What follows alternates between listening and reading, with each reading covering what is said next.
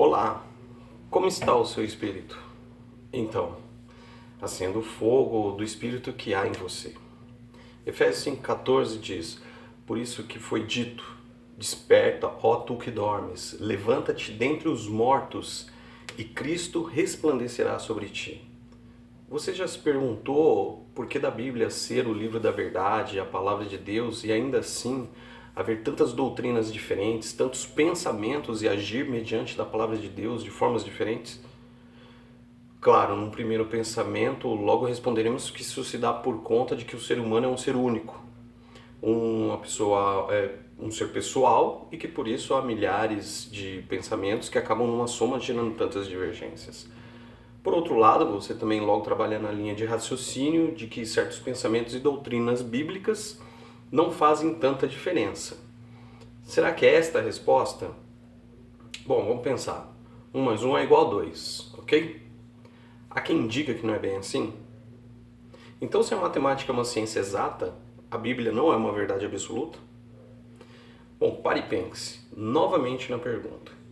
Por que há inúmeras divergências quanto ao entendimento bíblico? A resposta, podemos dizer, é bem mais espiritual que física. Em primeiro lugar, o inimigo de nossas almas tem por objetivo confundir e dividir.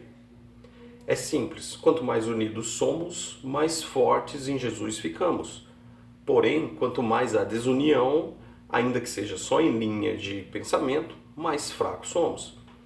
Como um irmão certa vez bem disse, a criação de várias religiões e seitas é uma obra de Satanás. E é mesmo. Pois é desta forma que ele escraviza alguns e dispersa outros. Assim, a unidade é perdida.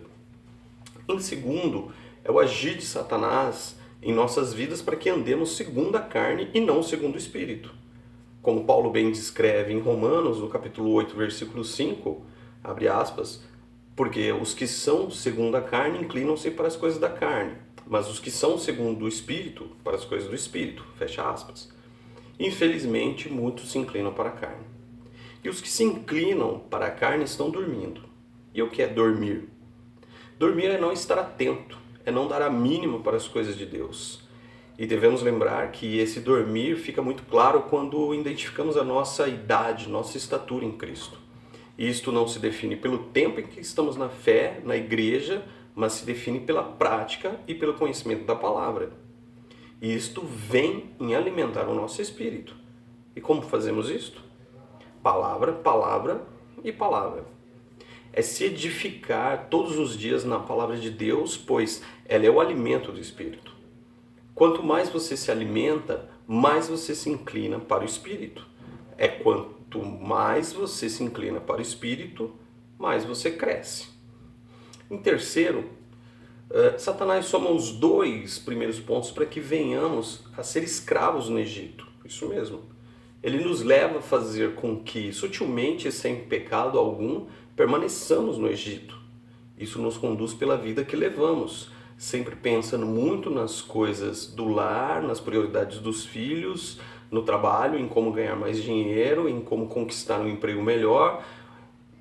E, observem, não há nada de errado, de reino nestas coisas.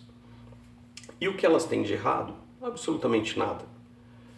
Porém, nenhuma delas nos leva a ter uma vida com Jesus.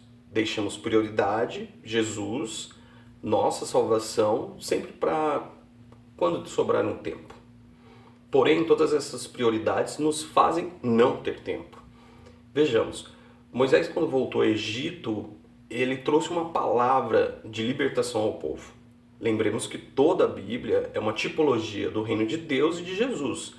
Assim como Moisés um dia pregou para o povo para que saísse da escravidão do Egito, hoje Jesus nos prega para que venhamos a sair deste reino de trevas, desse Egito espiritual. E assim como naquele tempo havia um faraó que tinha pessoas que construíam o seu templo, as suas cidades e suas pirâmides, hoje Satanás induz para que continuemos a edificar as suas pirâmides. Portanto, se eu dou mais valor hoje e passo mais tempo preocupado em como ganhar dinheiro, melhorar minha vida profissional, comprar um bem ou coisas semelhantes, então eu vou estar como que edificando pirâmides para o faraó deste século. E de que me adianta ter abundância nessa vida e ser pobre com o Pai? Ainda que todas as coisas que falei sejam boas e importantes, lembremos de Jesus quando afirmou, abre aspas, pois nos dias anteriores ao dilúvio o povo vivia comendo, bebendo, casando-se e dando-se em casamento, até o dia em que Noé entrou na arca, fecha aspas. Isso está em Mateus 24, versículo 38, e também você pode ler Lucas capítulo 14, dos versículos 16 a 24. E observe pelas próprias palavras do Senhor Jesus, onde está o pecado? E qual o perigo de viver inclinado para a carne? Bem, e qual o perigo de viver por coisas que não são pecado? O problema é que não são. O problema é que, se não nos inclinamos ao Espírito, não conseguimos enxergar as coisas do Espírito.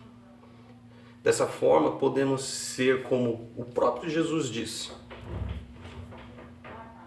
Podemos viver vidas de sepulcro caiado, pois não perdoaremos e não amaremos, e sem santificação ninguém verá a Deus. Portanto, amados, vamos despertar nosso espírito, vamos queimar.